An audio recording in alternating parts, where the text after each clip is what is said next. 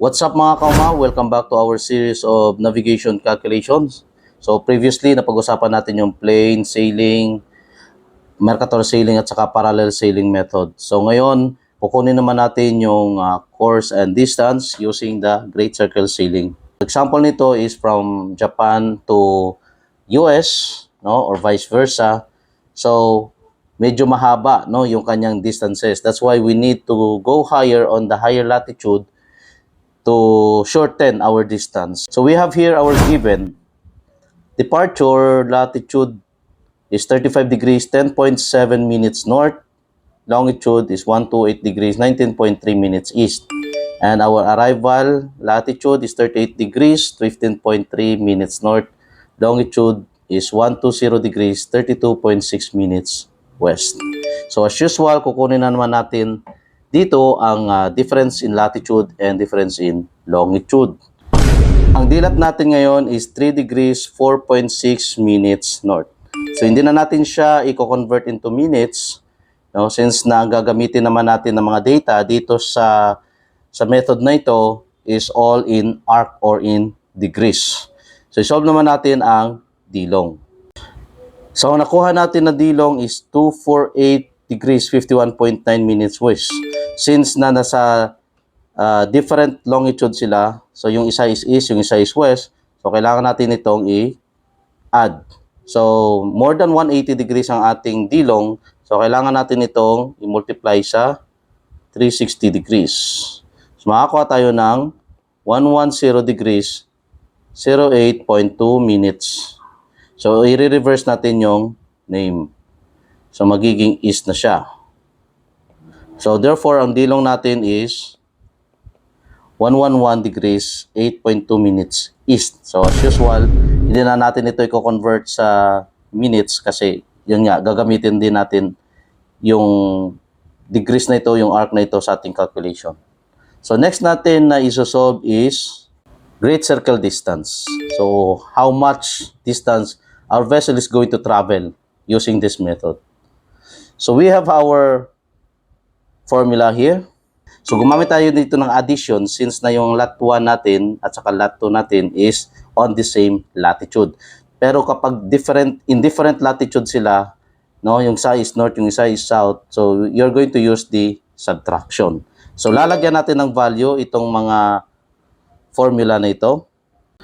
So ang value ng ating formula, we have here cos 35 degrees 10.7 minutes times cos 38 degrees 15.3 minutes by cos 111 degrees 8.2 minutes and sin 35 degrees 10.7 minutes times sin 30 degrees 15.3 minutes. So ang result niyan sa calculator is, so ilagyan natin dito ng inverse cosine 0.12526870. Okay? So idiretso niya sa calculator, shift cos, tapos itong value. So makukuha mo is 82 degrees 48.2 minutes. Multiplied by 60 since na distance. So makukuha mo is 4,968.2.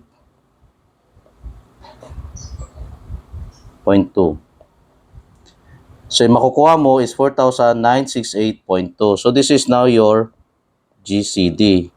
So magagamit nyo ito mamaya itong degrees na 82 degrees 48.2 ng GCD, no, sa pag-solve ng ating mga initial course.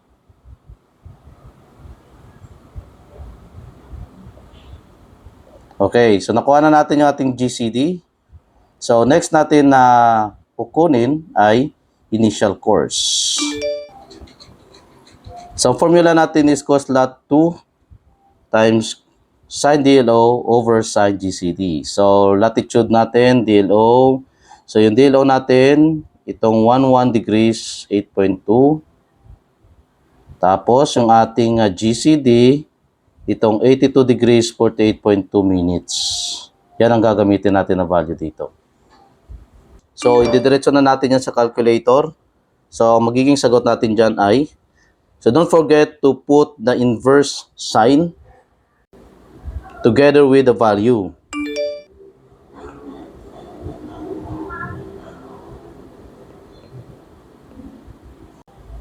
So magiging ang naging result niya is 47.6 degrees.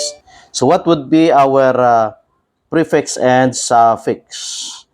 Okay, so ang prefix natin, ang prefix natin ay manggagaling sa dilat at saka yung suffix natin manggagaling sa dilong, north and east.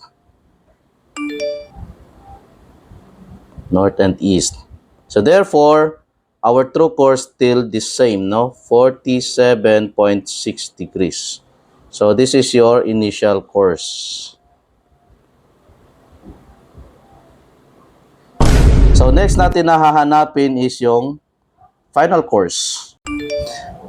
So ang formula ng ating final course is sin final course equals cos lot 1 times sin DLO over sin GCD. So equals, don't forget to write first the inverse sign. So, mamaya didiretso na rin yan sa calculator. So, the value is, or the result is 0.7684267. Okay, so didiretso niya sa calculator.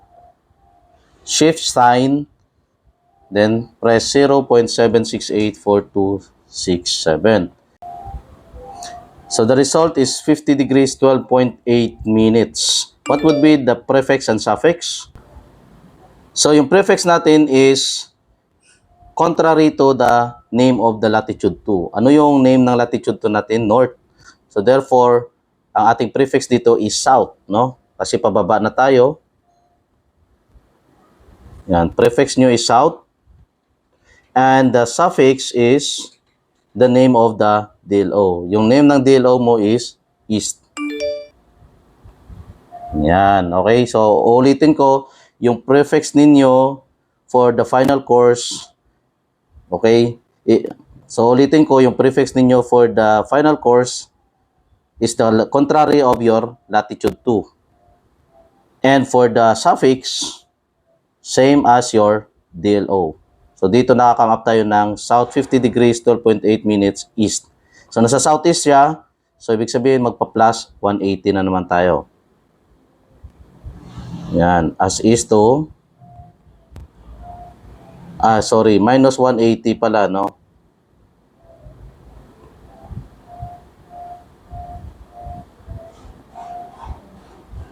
Yan. So, minus 180 degrees dito. Nakakuha tayo ng result na 129 degrees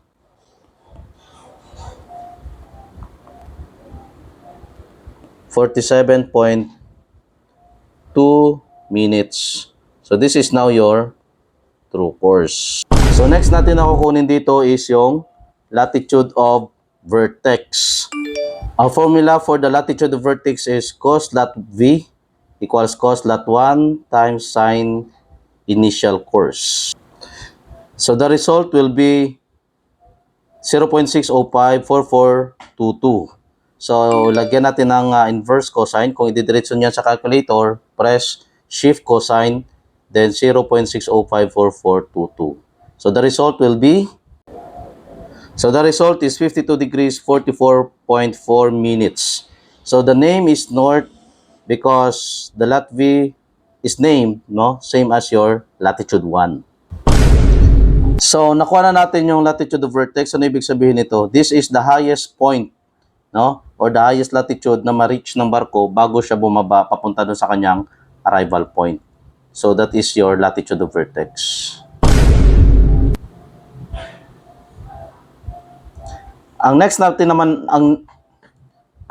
natin na kukunin is yung longitude of vertex. So, bago natin makuha yung longitude of vertex, kunin muna natin yung difference of longitude of vertex. So, ito yung formula. First is we will find for the difference of longitude of vertex. So, we have here the sin DLOV equals cosine initial course over sin latitude of vertex. So we have here the value for the initial course is the cosine 47.6 degrees over sine 52 degrees 44.4 minutes. So makakuha tayo ng result na 0.84722238. So kung ididiretso natin sa calculator yan, shift sine, then press 0.84722238. The result is 57 degrees 54.6 minutes east. So bakit nag-east? So naging east siya, no? So the name is same as your dilong, no? Yung east natin kanina na sa dilong. So paano natin ngayon kukunin yung longitude of vertex?